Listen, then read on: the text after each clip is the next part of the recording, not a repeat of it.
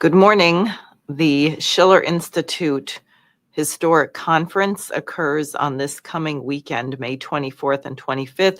I'll be talking about that at the end of the morning update. Today is Monday, May 19th, and obviously the most significant breaking development is that President Trump and President Putin will be having a phone conversation this morning at 10 a.m.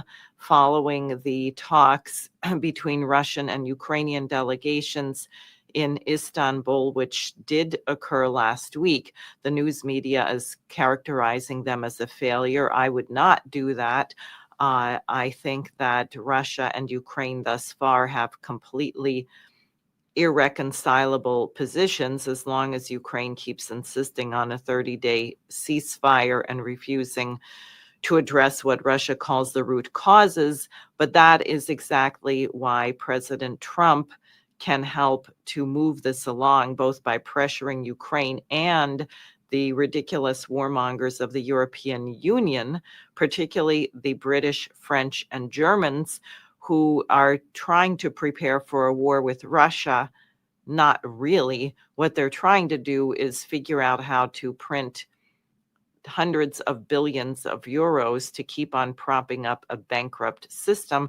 And if it brings on World War III, so be it. They are completely delusional. But onward. So on the talks, I will just say Maria Zakharova, the usually outspoken representative of the Russian Foreign Ministry, had some comments to make in the last days.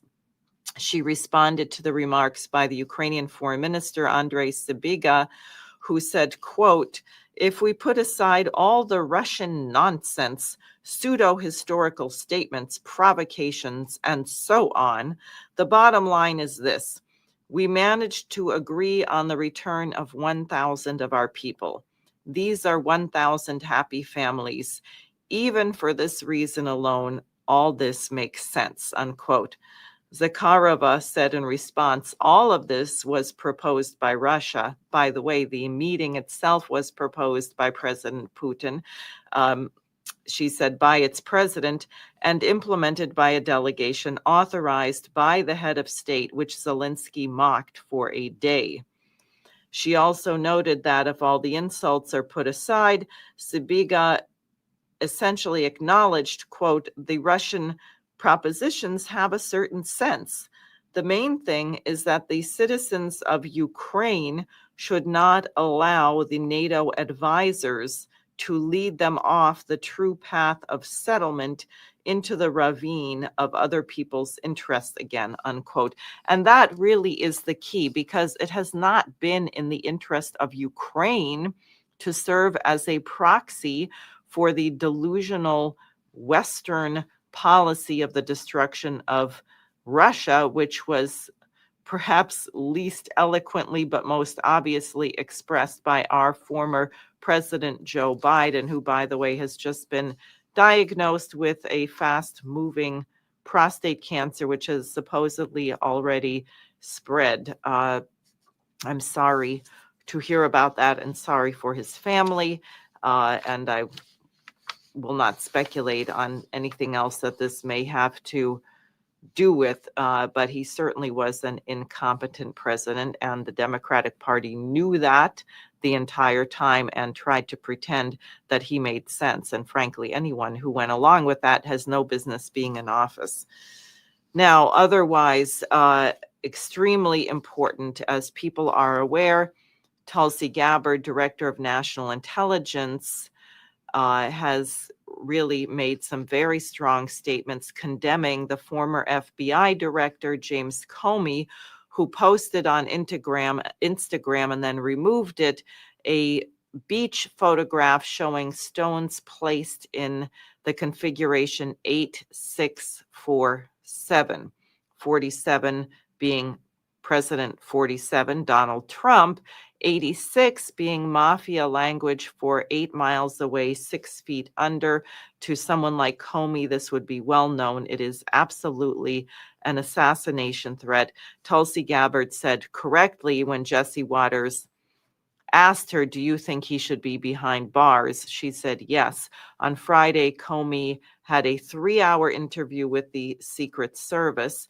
But I have to say, to have a former director of the FBI doing something like this is beyond unacceptable. He should be swiftly brought to justice, and whoever else that he's in contact with should be investigated as well. Furthermore, many Americans are waiting for people to be indicted and jailed who were involved in the fake Russiagate operation, which jeopardized the lives of billions of people on the planet by destroying the relationship between the United States and Russia and leading to a situation where over 1 million Ukrainians are now dead. So this is very significant. We'll be watching it, and I think it may underscore or give some sense as to perhaps why President Trump seems to shift so rapidly from one thing to another. On another front, which is deeply disturbing, Israel has escalated their invasion of Gaza. Netanyahu, under some pressure, has now claimed that he's going to allow some aid to enter. No one knows how. The obvious way to get aid in there would be to have a ceasefire and allow UNRWA to distribute it, since they have 400 different distribution sites. But we know Bibi Netanyahu's plan is to completely ethnically cleanse both Gaza and the West Bank, to eliminate the Palestinian population there, either by simply outright murdering, starving them, or relocating them. NBC reported that there's a U.S. plan to move half the population there to Libya. I sincerely hope that is not the case and it's just disinformation. It would be the height of absurdity and cruelty. First, Hillary Clinton destroyed that state, and then we sent people there. Now, a Dutch newspaper just said the following, and the whole world is recognizing that this is genocide, by the way. They say 1/4 of the infants in Gaza are acutely malnourished, and Israel refuses to let in trucks carrying emergency aid. The armed forces shoot at anyone who enters the buffer zone, and they bomb hospitals and tent camps. For the umpteenth time, Prime Minister Benjamin Netanyahu's government has ordered many Gazans to leave their homes, and his finance minister announced that Gaza will be completely destroyed. That's pretty explicit. That does meet the qualifications for genocide, and what that newspaper reports is of 7 experts who have studied genocides. They may disagree on different aspects, but they all agreed that what Israel is doing in Gaza constitutes genocide, and it should and must be stopped. That will be an important part of the deliberation at the Schiller Institute conference this weekend. Not only stopping it, but the Oasis plan of Lyndon LaRouche. Now, on other news, in the Romanian elections, they had the runoffs on Sunday, and it looks like the Nicuzar Dan, who is the pro-EU candidate, has won the election with over 50% of the vote. That is unfortunate. As people know, the leading candidate in Romania, Georgescu, they first annulled the election, then they arrested him, then they banned him from running. Another candidate, Simeon, was endorsed by him and ended up, I'm not sure, perhaps around 45% of the vote. Now, otherwise, it's reported that the DHS is considering making a reality TV show to determine whether to award migrant citizenship or not. And the idea comes from some guy named Rob Warsoff, a Canadian who's now a U.S. citizen, who ran something called the Duck Dynasty reality show. And he told the Wall Street Journal that the show is meant to be hopeful and the celebration of what it means to be an American citizen.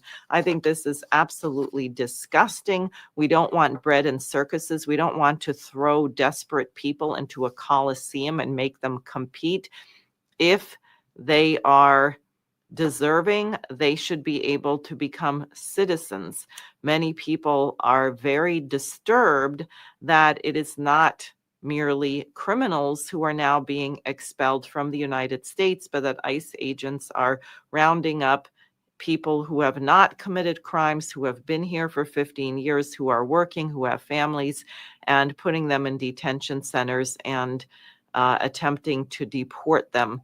I don't think this is what most people had in mind. Lyndon LaRouche wrote some years ago that what we should do is to make sure that we have a secure border so that people can be vetted who are coming through the border. You don't want people who you have no idea of their background, et cetera, coming in. So you need more manpower to do that.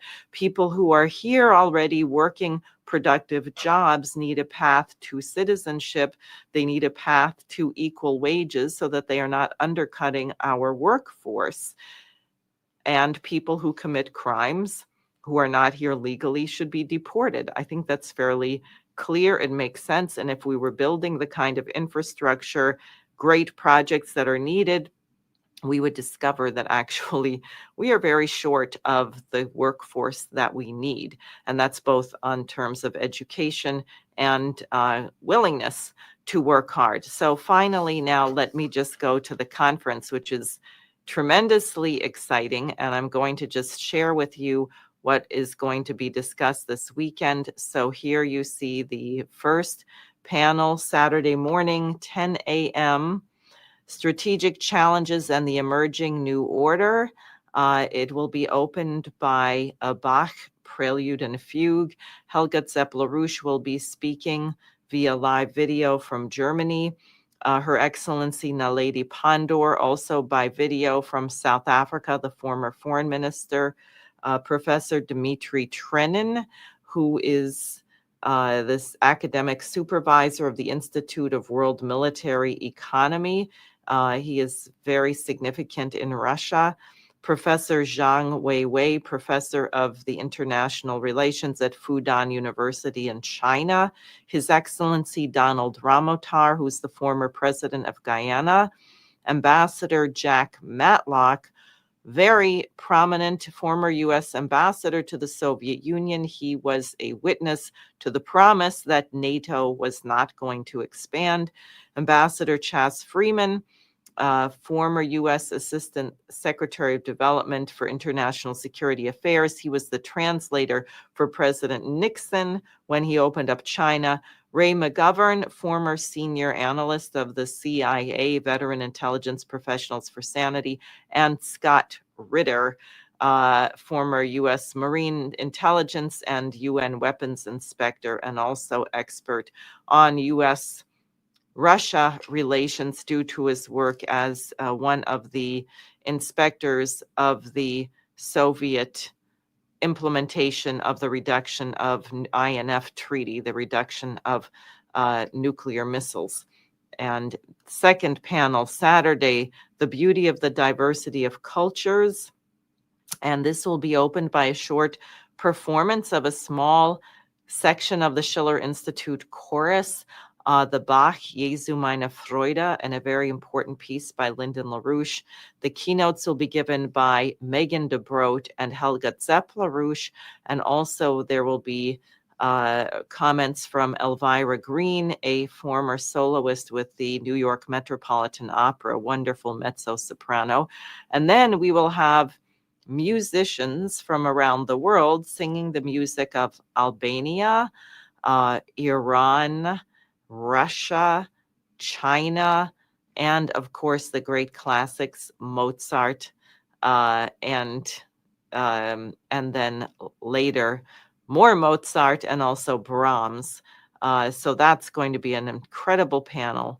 Then the third panel, the LaRouche program to create 3 billion new productive jobs, with a heavy emphasis on the OASIS plan as part of that.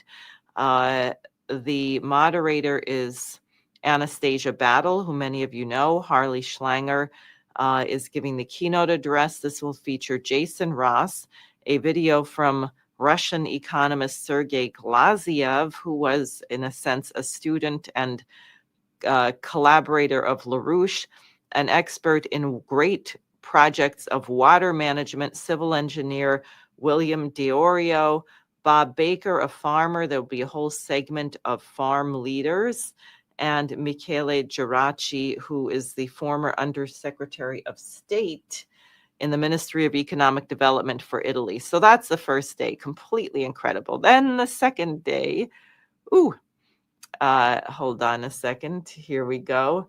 There we go. Sunday, May 25th, 9 a.m. to 12 noon, and we will hear the first movement of the Schubert B-flat piano sonata played by Martin Kaptein. Dennis Small is the moderator. I will be speaking on this panel. There will be lengthy excerpts from Lyndon LaRouche's actual speeches, and then rounded up with Helga Zepp-LaRouche. The afternoon panel will be given by young people entirely, and the music is by a young pianist, Martin Kaptein, a Schubert impromptu. Daniel Burke will be the moderator, and Jason Ross, who you've seen on various LaRouche programs, the science advisor to the Schiller Institute, Mike Campbell, Adrian Pearl, Robert Castle, Carolina Dominguez from Mexico, Kynan Thistlethwaite, Anastasia Battle, Ashley Tran, and Jose Vega, the congressional candidate in the Bronx, and Megan DeBroat, who is the president of the Schiller Institute in the U.S. And then in the evening, phenomenal scientists, Dennis Speed moderating. This panel opens with a Beethoven trio. Jacques Cheminade, who ran for president of France 3 times, the president of Solidarité et Progrès, our political party there. Kelvin Kem, a nuclear physicist from South Africa. William Happer, professor emeritus of physics at Princeton University. Stephen Durst from the International Lunar Observatory, and again, Jason Ross. So I have to tell you that this is going to be an incredible conference. It will be live streamed as well, so you should watch it online. If you are registered to attend in person, do not let anything prevent you from getting there. This will be a historical, history-making event. It is not an academic gathering for couch potatoes. So I do hope to see you there this weekend.